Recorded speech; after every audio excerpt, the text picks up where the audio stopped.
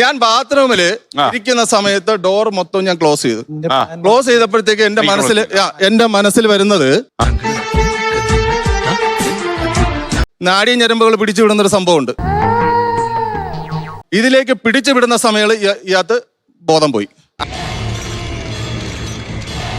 പറയുന്ന രീതിയിൽ ചെയ്താൽ നിങ്ങൾക്ക് ആത്മാവിനെ ഞാൻ കാണിച്ചു തരും.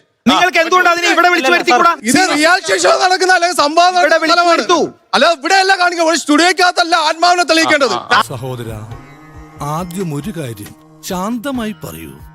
ആത്മാവ് ക്യാമറയുടെ മുമ്പിൽ വരില്ലേ? താങ്കൾ റെഡിയാണോ? ഞാൻ റെഡിയാണ്.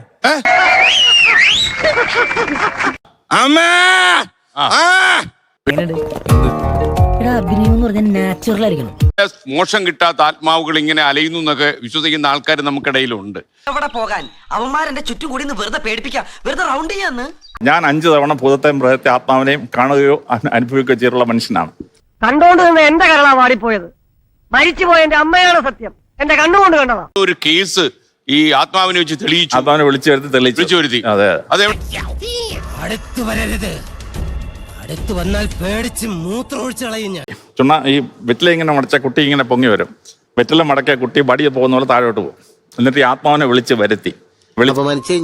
ഞാൻ പോയിക്കോട്ടെ. അതിന് ഈ ഭൂമി മലയാളത്തിൽ മരുന്നില്ല. ആവാഹിച്ച കാര്യമാണ് പറഞ്ഞത്.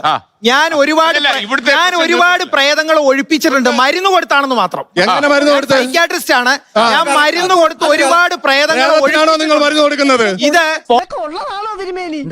ചെയ്യാൻ പറ്റുമോ? ചെയ്യാൻ പറ്റും. നീ എന്താ ഇവിടെ? നീ എന്താ ഇവിടെ? നിനക്കെന്താ കോങ്കണ്ണ് പിടിച്ചോ? ഞാൻ ഇവിടെ ഇരിക്കുന്നത്. നീയല്ല, അവൻ എങ്ങനെ ഇവിടെ? യവൻ ലോ ലവൻ. ഇവിടുന്ന് പ്രേതമാണല്ലോ സുമതി. പാറുള്ള സുമതി വളവി പോയി. രാത്രിയിലാണ് പോയേക്കുന്നത്. 7 മണി മുതൽ സുമതി അന്വേഷിക്കാൻ കാര്യം അല്ല, ഇത്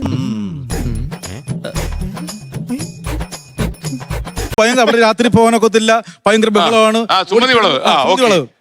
കേരളത്തിൽ അറിയപ്പെടുന്ന പ്രേതമാണല്ലോ. അങ്ങനെ രാത്രി മുഴുവൻ അവിടെ കിടന്ന് സഞ്ചരിച്ചിട്ടും അല്ലെങ്കിൽ അവിടെ നിന്നിട്ട് പോലും പ്രേതത്തിന്റെ ഒരു അംശം പോലും കാണാൻ പറ്റില്ല. പക്ഷെ പല സുമതിമാരും അവിടെ വന്നു പോകുന്നത് കാണുന്നുണ്ട്. Sorry, wrong number. രാധികയല്ല, ഭാസ്കരനാ. കുഴപ്പമില്ല, ഏതായാലും വന്ന പ്രോഗ്രാം നടക്കട്ടെ. രാത്രി പെട്ടെന്ന് കഥ തുറന്നു ഒരു സ്ത്രീ അകത്തോട്ട് വന്നു. ഞാൻ നേരം വിളിച്ചെന്റെ ഭാര്യ വരികയാണെന്ന്. പക്ഷേ ഞാൻ വിചാരിച്ചത് അത് ഞാൻ വിചാരിച്ചത് പട്ടിയാണെന്നാ. പട്ടിയൊക്കെ നിന്നെ വനജെന്നാ വിളിക്കാറ്. ചില പട്ടികളൊക്കെ എന്നെ അങ്ങനെ വിളിക്കാം. കാലിനടിയിലോട്ട് നോക്കി. പ്രേതമാണെങ്കിൽ എന്റെ കാല് തറയെ തൊടത്തില്ലല്ലോ. അപ്പൊ തറയെ നേരടി പൊങ്ങിയാണ് ഈ സ്ത്രീ നിൽക്കുന്നത്. അപ്പൊ ഞാൻ പെട്ടെന്ന് ഇംഗ്ലീഷിൽ വിളിച്ചു. പാവം ഭൂതത്തിന് ഇംഗ്ലീഷ് അറിഞ്ഞൂടാ.